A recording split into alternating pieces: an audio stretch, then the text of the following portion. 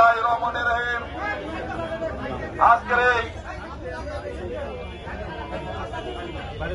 তাৎক্ষণিক সভার সচেতন সভাপতি আমাদের মাঝে উপস্থিত আছেন এই এলাকার কৃতি সন্তান, এই এলাকা থেকে গড়ে ওঠা নেতা, যিনি অস্ত্র এলাকার মানুষের সুখে পাঠিয়েছিলেন, যাকে চার রাজনীতি ধ্বংস করার জন্য খুনি হাসিনার ফেসি সরকার তাকে হত্যা মামলার আসামি করে বাংলাদেশ থেকে বিতাড়িত করেছিল। আমাদের সেই বৃহত্তর গুলশান এলাকার মাটির মানুষের নেতা এম এ কায়ুম আমাদের মাঝে উপস্থিত আছেন। ঢাকা মহানগরী বিএনপির অন্যতম বিএনপির আহ্বায়ক বাবু প্রথম যুগ্ম এমদাদ সহ এই এলাকার সাথী বন্ধুরা সবাইকে জানাচ্ছি আমার ব্যক্তিগত পক্ষ থেকে সংগ্রামী শুভেচ্ছা অভিনন্দন। প্রিয় সাথী বন্ধুরা, দীর্ঘ অনেক বছর পরে এই এলাকার মাটি মানুষের নেতা এম এ কায়ুম আমাদের মাঝে উপস্থিত হয়েছেন। আমরা তাকে জানাই এবং অভিনন্দন জানাই।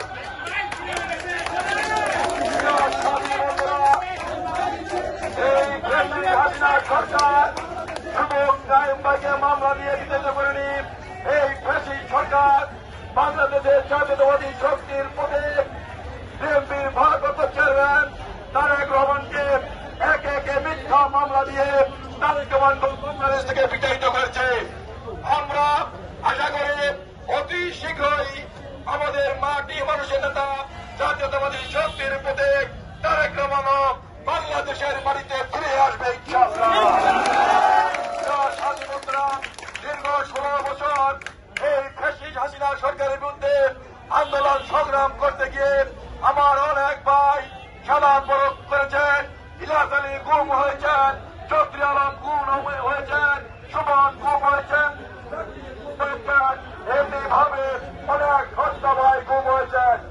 আমরা বলতে চাই সকল গুম খুনের অবিলম্বে বিচার হবে। আমরা শেখ হাসিনাকে প্রধান আসামি করে অবিলম্বে শেখ হাসিনাকে বিদেশ থেকে গ্রেপ্তার করে বাংলাদেশের বাড়িতে আনে।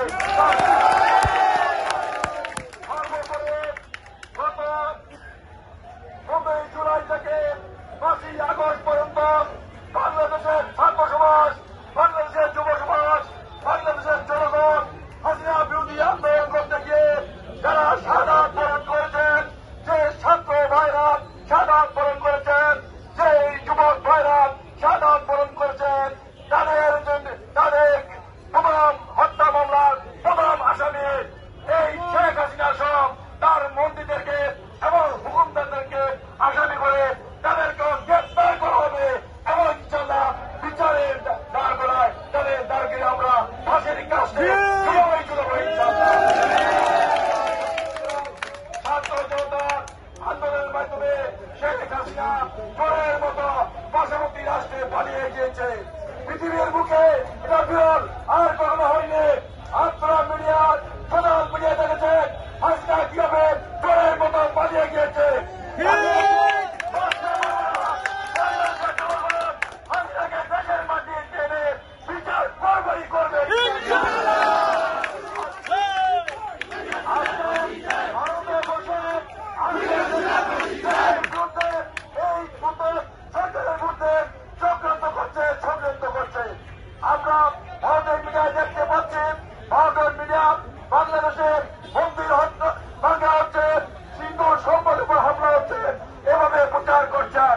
আমরা মনে করি এটা ভারত সরকার বাংলাদেশের সার্বভৌমত্বের বিরুদ্ধে, বাংলাদেশের গণতন্ত্রের বিরুদ্ধে চক্রান্ত করছে, ষড়যন্ত্র করছে। তাই আমাদের চেয়ারম্যান আমরা যারা বাংলাদেশে বসবাস করে আমরা সবাই ভাই ভাই, হিন্দু বৌদ্ধ খ্রিস্টান মুসলমান আমরা সবাই ভাই ভাই, আমরা ভাই ভাই কাঁধে কাঁধ রেখে হাতে হাত রেখে বাংলাদেশে গণতন্ত্র প্রতিষ্ঠা করবো, বাংলাদেশকে এগিয়ে নিয়ে যাবো। এটা হল তারেক রহমানের দেশ। প্রিয় সাথী বন্ধুরা, আগামীতে বাংলাদেশে গণতন্ত্র হবে, গণপ্রতিষ্ঠিত হবে, বাংলাদেশে নির্বাচন হবে, সেই নির্বাচনে বিএনপি আবার ক্ষমতা আসবে, তারেক রহমান বাংলাদেশের